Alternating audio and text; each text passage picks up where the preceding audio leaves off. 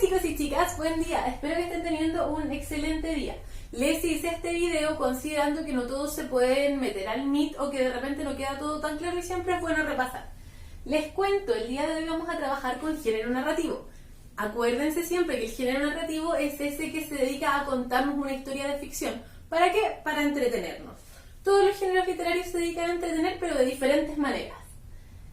Estas 5 categorías que tenemos acá, chiquillos, son herramientas que usamos para analizar los componentes del género narrativo.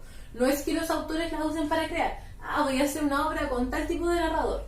Voy a crear una obra con tal tipo de ambiente.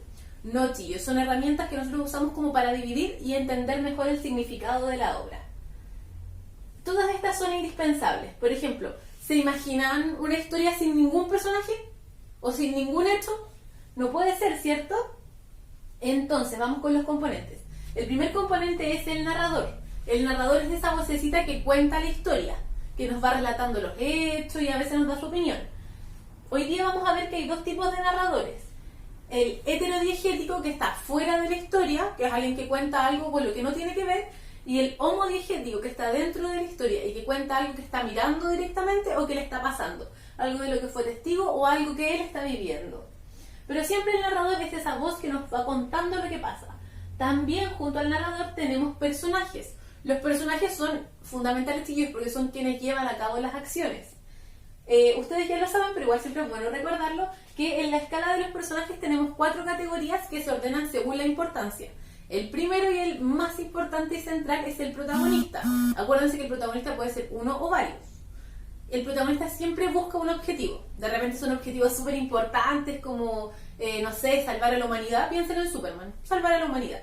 Pero de repente son objetivos así como bien, llegar a tal lugar, salir con tal persona. Pueden ser cosas muy light, pero siempre el protagonista tiene un objetivo que desea conseguir.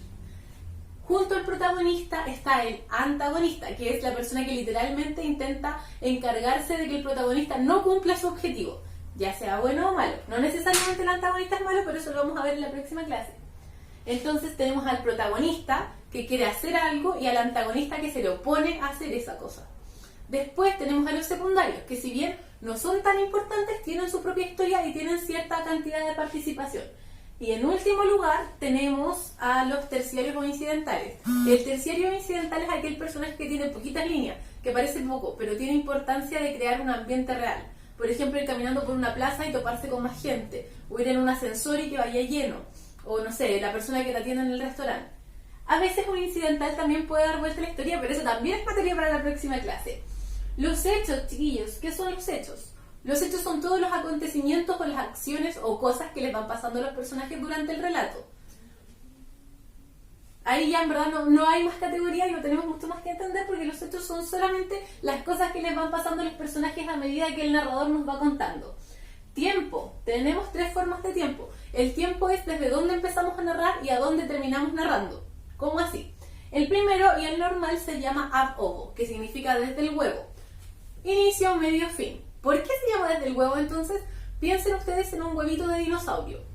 ¿Ya? Primero hay un fetito de dinosaurio adentro, que después va creciendo, rompe el cascarón y empieza a vivir y hace su vida normal.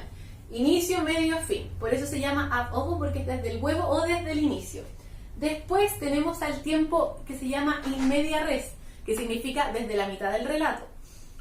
Tenemos aquí inicio, aquí medio, acá fin. Partimos desde aquí y nos podemos ir al fin o nos podemos ir al inicio, o podemos ir saltando de un lado a otro, lo cual hace un poco más compleja la lectura, pero también más entretenida. Y finalmente el último de los tiempos se llama in extrema res, que acuérdense, inicio, medio, fin. Partimos desde el fin y nos vamos hacia atrás. ¿Vieron Titanic? Por ejemplo, en Titanic pasa eso, que lo primero que tenemos es una abuelita, muy abuelita, que llega a una expedición del barco hundido y les cuenta toda la historia de amor que vivió con Jack, ¿cierto? Ella va recordando hacia el pasado. Eso con los tiempos. Podemos partir desde el inicio, podemos partir desde el medio o podemos partir desde el fin.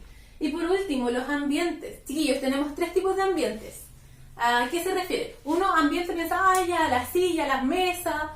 No necesariamente es solo eso, porque hay muchas formas de ambiente que hacen más compleja y más rica también una narración. El primero es el físico. ¿En qué lugar estamos? ¿Qué implementos hay en el ambiente? Por ejemplo, ahora El ambiente físico de esta clase sería una salita blanca, donde hay una pizarra, donde hay banderines, donde hay personas también. Es todo lo físico, lo que podemos ver con los ojos respecto a la narración, o lo que podemos leer también y entender que es una cosa física. Después, el segundo tipo de ambiente, el primero era el físico, el segundo es el ambiente psicológico, que son todos los sentimientos y las emociones que están en el relato. Por ejemplo, si alguien siente miedo, en este caso sería como felicidad, porque yo estoy muy contenta de hacer estos videos para ustedes. El ambiente entonces son los sentimientos que se viven adentro del relato. Por ejemplo, en un relato de terror, obviamente vamos a sentir miedo, ansiedad, vamos a estar ahí a la espera. Y finalmente el último tipo de ambiente, que es el más complejo de entender, entre comillas, es el ambiente histórico o ambiente social. ¿Qué quiere decir ese ambiente? Es como el contexto en el que está inmersa la narración. Por ejemplo, es lo mismo contar la historia de una mujer que trabaja en esta época, como yo, o contarla en el 1720. Cambian las cosas, ¿cierto? Cambia la cultura, cambian las costumbres y cambian las usanzas. El ambiente histórico es ese que tiene que ver con el contexto social y cultural en el que estamos.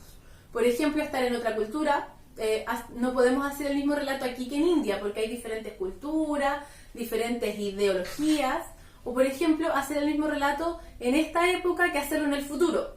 Cambiarían los implementos que yo estoy usando, todo eso.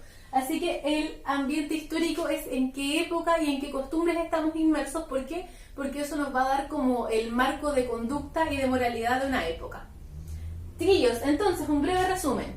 Género narrativo: el narrador es la voz que nos cuenta la historia, los personajes son quienes actúan o viven la historia, los hechos son las cosas que les van pasando, los acontecimientos, el tiempo es desde donde el narrador nos va contando, desde el principio, desde el medio, desde el fin, y el ambiente es tanto las cosas como los sentimientos y la historia y la cultura. Bueno chicos, espero que les haya gustado, un abrazo.